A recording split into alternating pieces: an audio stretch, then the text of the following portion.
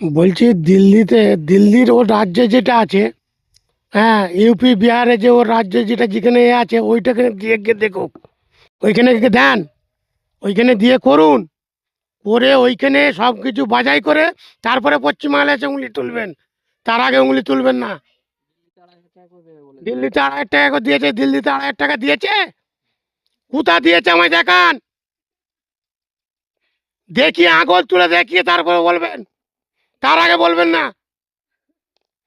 একে দিয়ে দেখান, তারপরে বড় বড় কথা বলবেন, তারপরে পশ্চিমবাংলায় বলবেন, তারপর দিদির ওপর আঙুল তুলবেন। চিটিংবাজ ও শালা খালি মন্দির করবো, মসজিদ ভাঙবো, ও শালা ওরম ধারা প্রকল্প। আর ও কোনো উন্নয়ন করতে পারবে না। আর আমাদের এখানে এসে কি করবে, ও পশ্চিমবাংলায় এসে কি করবে? ওইসব চালবাজি কথা ওর। আর উত্তরপ্রদেশে কি এমন করে যে কিছুই কাজ করতে পারে না। খালি লোককে ভাবতে হবে যে একটা কোনো কাজ করে দেখা না, যে করেছি আমি, করে হাইলাইট করে দেখা। আমাদের দিদি তো অনেক কিছু করেছে প্রকল্প। আর ওইখানে আগে করুক, তারপরে ওইখানে যা করার আমরা করুক। এখানকার নাগরিক, হ্যাঁ, আমাদের কেন এত হয়রানি করছে? আমরা কাজকর্ম ছেড়ে দিয়ে সেইখানে পেটের জ্বালায় এ করতেছি, তো এটা কি ঠিক? মমতা কি করে না? মমতা রাস্তাঘাট, কল পায়খানা, ঘর দৌড়, বিভিন্ন জায়গায় এমন কিছু যে করে না কেউ বলতে পারবে না।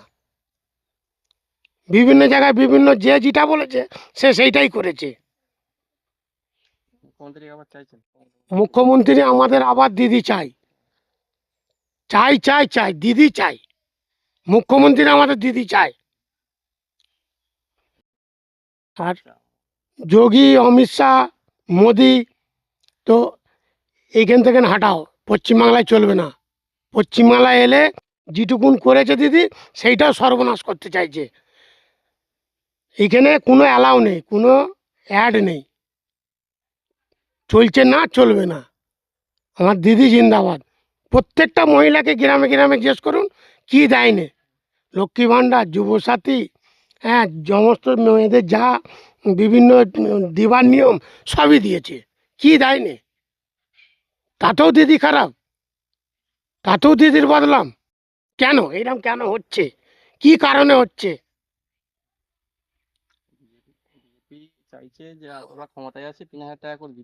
বিজেপি ক্ষমতায় আসতে চাইছে যে আমরা 3,000 টাকা করে দেবো, দেবো, মতলবটা কি? দিয়ে তো দেখুক।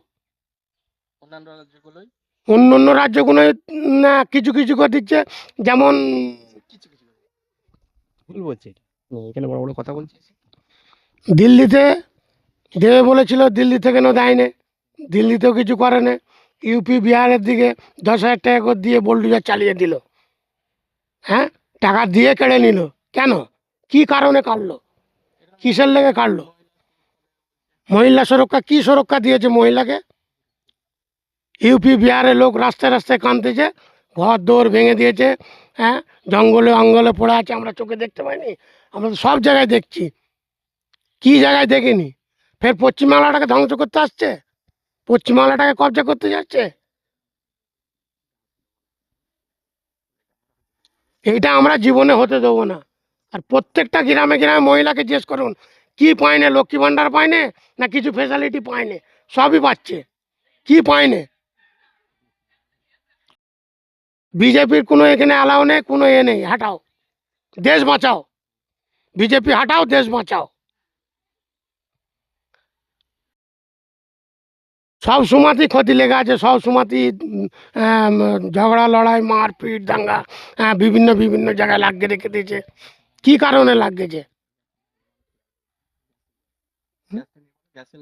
গ্যাসের লাইনটা, গ্যাসের লাইনটা আজকে লোক গ্যাসের লেগে রান্না করতে পারছে না, হ্যাঁ, তেলের সমস্যা, তেল যাচ্ছি লাইন দিতে হচ্ছে। তাহলে বিজেপি যদি ক্ষমতা থাকে তাহলে এগুলো দিচ্ছে না কেন? এগুলো এসছে না কেন? এগুলো অ্যাভেলেবেল করছে না কেন? দিদি বললেই খারাপ?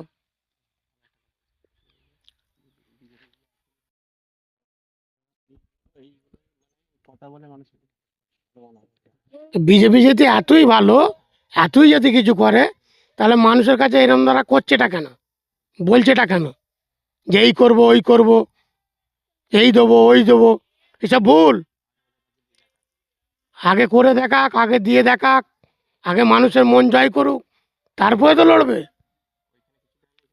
ওইখানেও কিছু দিচ্ছে না, দিল্লি সেন্টারেও সর্বনাশ করে দিয়েছে, সেইখানেও কিছু দিচ্ছে না, সেইখানেও মানুষকে এ করতেছে। আবার এইখানে দিদি করছে, দিদিকে ছবল মারছে। আর যোগী যে অত বড় বড় কথা বলছে উত্তরপ্রদেশ থেকে, ও আমাদের বাংলায় এসে করুক না। আর উত্তরপ্রদেশে কী এমন উন্নতি করেছে, ও কিছুই করে না। ওর রাজ্য ও একে করে দেখাক, তারপরে পশ্চিমবাংলায় এসে বলবে আমাদের চিটিং। না, কিচ্ছু দেওয়া উত্তরপ্রদেশে, দিল্লিতে, হ্যাঁ, মহারাষ্ট্রে জিতেতে কী দিয়েছে, সেরকম কিছু তো কোনো গল্পই নেই। শালা চিটিংবাজি ধান্দা, চিটিংবাজি করে আর কতদিন দেশ চালাতে পারবে। তো আমরা দিদিকেই চাই। হ্যাঁ, পশ্চিমবাংলায় দিদিই জিতবে, তাছাড়া আর কে আছে।